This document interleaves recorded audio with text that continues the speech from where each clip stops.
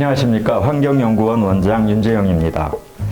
오늘은 그 환경톡톡톡에서 순환경제 문제를 소개하고자 합니다. 각 가정에서 재활용, 봉투, 쓰레기, 종량제 이런 관련되는 말들을 많이 들으셨을 텐데 최근에 많이 주목받고 있는 순환경제라는 게 도대체 왜 최근에 주목받고 있고 향후 어떻게 발전할 것인가 하는 것들을 오늘 소개하고자 합니다. 그래서 자원순환연구실의 조지혜 박사님을 모셨습니다. 인사하시죠. 안녕하세요. 자원순환연구실 조지혜입니다. 최근에 순환경제가 많이 주목을 받고 있는데 사실은 탄소 중립과 매우 관련이 있는 거죠. 그러면 순환경제가 무엇이며 왜 최근에 중요해지고 있는지 조금 소개 부탁드립니다. 순환경제는 선형경제에 대비되는 개념입니다. 그래서 경제계에 투입된 물질을 폐기하지 않고 다시 산업계에 투입을 시킴으로써 자원의 가치를 최대한 지속시키고요. 그리고 폐기물 발생을 최소화하는 경제 시스템입니다. 그래서 자원을 선순환시킴으로써 결국 이 제품 제조에 투입되는 그 자원, 천연 자원의 사용량을 줄이고요. 그리고 폐기물 매립과 수거를 줄임으로써 또 온실가스 배출 저감에도 기여할 수 있습니다. 최근에 우리나라에서 2050년 이제 탄소 중립을 하겠다고 이제 지금 선언이 돼 있는 상태고 2040년 이제 국가 온실가스 감축 목표가 이제 상향이 된 이런 상황에서 순환경제는 상당히 참 큰 중요성을 갖고 있다고 보이네요. 그런데 우리나라에서 작년 10월에 탄소 중립이 선언이 되고 12월에 2050 탄소 중립 추진 전략이 발표된 걸로 알고 있는데 그 안에서 순환경제가 다뤄진 걸로 알고 있습니다. 그걸 조금 소개해 주시죠. 그 2050 탄소 중립 추진 전략 이제 10대 과제 순환경제 활성화가 제시가 됨에 따라서 이제 재사용과 재활용 촉진을 통해서 자원 사용량을 줄이고 또 온실가스 배출 저감을 하고자 하는 의지가 반영되었다라고 할 수가 있습니다. 그리고 올해 7월에 발표된 한국판 뉴딜 2.0 추진 계획에서도 그 앞에서 말씀드린 탄소 중립 추진 전략이 이제 반영이 되었습니다. 그래서 그린 뉴딜 사업에 이런 순환경제 외연이 보다 더 확장되고요. 그리고 그 역할이 더욱 중요해질 것으로 보이고요.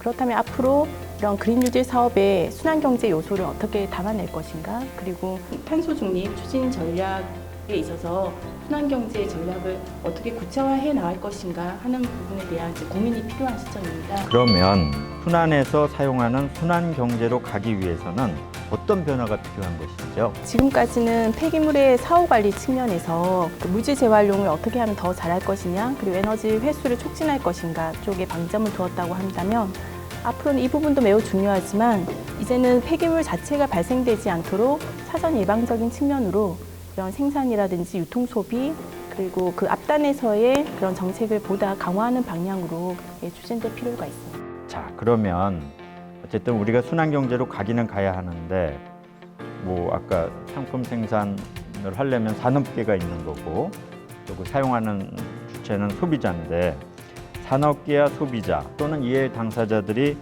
적극적인 참여를 해야지 될 것 같은데 어떻게 이런 이해 관계자들의 참여를 적극적으로 유도할 수 있을지 설명을 조금 부탁을 드립니다. 원장님 말씀대로 그 부분이 굉장히 중요한데요. 왜냐하면 순환경제는 전주기적인 관점으로 접근을 해야 되기 때문입니다. 그래서 각 단계별 이행 주체인 산업계와 그리고 소비자 그리고 유통업자 그리고 지자체 모두의 그런 참여와 협업이 매우 중요하다고 할 수가 있고요. 특히 그 행동을 변화시키기 위한 사회 전반의 세계적인 구조 변화가 중요하다고 할 수가 있습니다. 근데 이 중에서도 좀 생산자의 역할을 저는 좀 강조를 하고 싶은데요.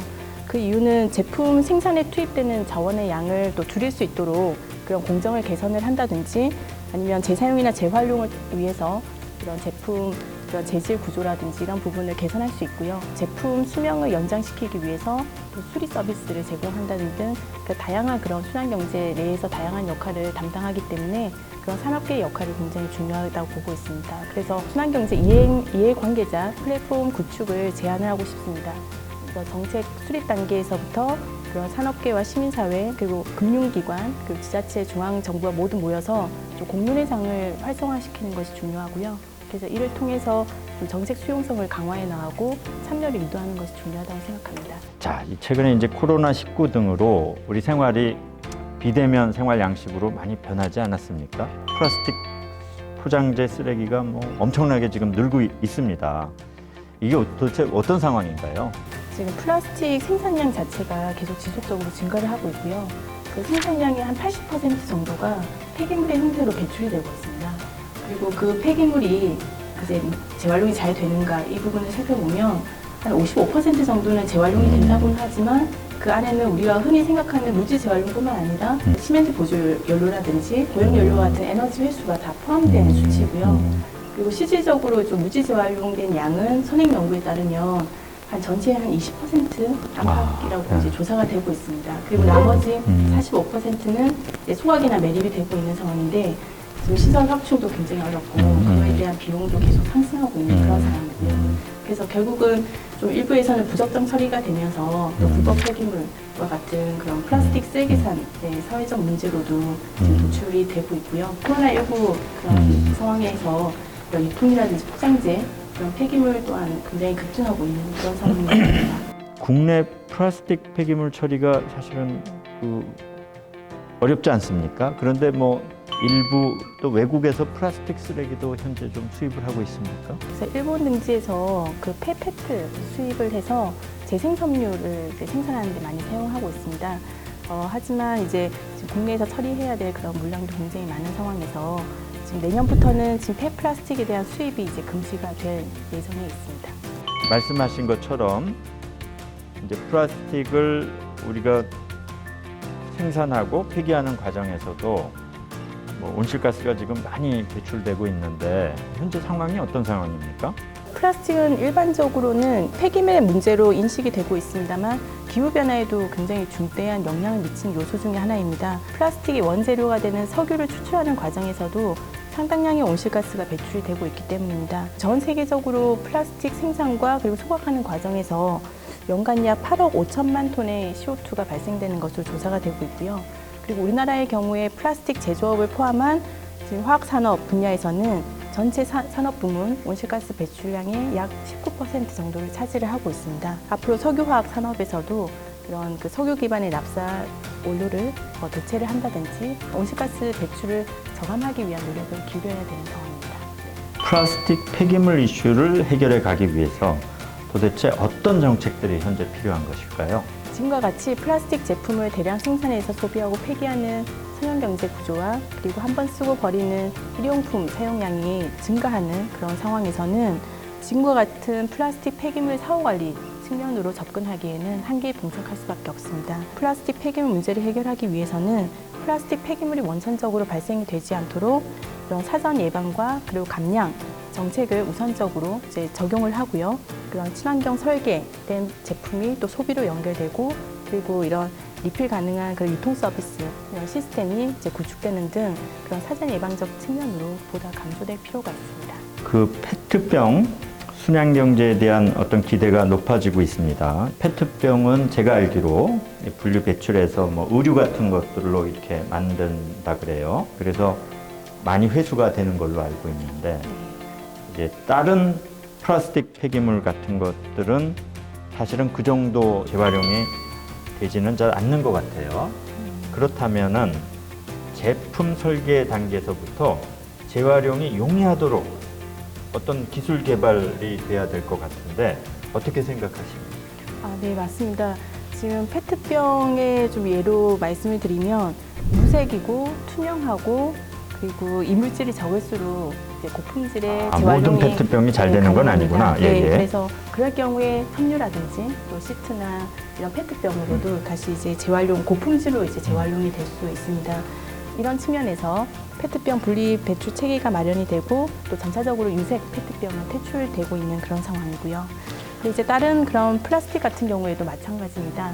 지금 우리가 아무리 분리 배출을 잘 하더라도 이게 원천적으로 재활용이 어렵게 설계된 제품이라고 한다면 결국 소각이나 매립이 될 수밖에 없기 때문에 그런 제품 설계 단계에서부터 또 재사용이라든지 재활용이 용이하도록 그런 재질이나 구조를 개선하는 것이 매우 중요하다고 할 수 있습니다. 그게 이제 소비자들이 가정에서 열심히 분리 배출해도 그 자체가 재활용하기 어려운 플라스틱이면 뭐 합쳐가지고 소각할 수밖에 없다 이 말씀이시네요. 화학업계에서는 폐비닐 등과 같은 폐플라스틱을 활용해서 화학적 재활용을 하겠다. 그리고 기술 개발들을 하고 있는 걸로 알고 있는데 이 분야를 조금 소개를 좀 해주시죠. 그리고 네. 어떤 정책적인 지원이 필요한 것인지. 지금 폐플라스틱을 활용해서 이제 재활용하는 그런 방법으로 화학적 재활용에 굉장히 많은 관심을 갖고 있습니다. 근데 여기에는 이제 용매를 사용하는 방법이 있고 또 열분해를 이용하는 방법으로 나눠지는데 또 특히 최근에 이제 열분해와 관련해서 이 기술을 통해서 생산한 열분해유는 석유화학 공정의 기초화학 원료를 생산하기 위한 원료유로도 사용이 되기 때문에 굉장히 이제 많은 관심을 받고 있습니다. 그래서 기술 개발 쪽은 계속 지원이 되고 있고 제도적인 측면으로는 좀 개선이 필요한 부분을 이제 말씀을 드리면 이 폐플라스틱 열분해와 관련된 시설 기준이라든지 법적 지위를 좀 정비할 필요는 있습니다. 그리고 무엇보다도 이렇게 화학적 재활용을 통해서 열분해유를 사용할 경우에 얻는 그런 온실가스 감축분에 대해서 이제 평가를 하고 또 인정받을 수 있는 그런 방법이 이제 마련이 된다면 이러한 기술을 이제 활용하는 그런 산업계에서는 실질적인 인센티브로서 지원이 될 것 같습니다. 자, 앞에서는 플라스틱 이슈를 우리가 좀 많이 다뤘는데 사실은 순환경제와 관련해서 전기차 배터리도 굉장히 중요한 것 같아요. 2부에서는 전기차 배터리와 관련해서 말씀을 나누고자 합니다.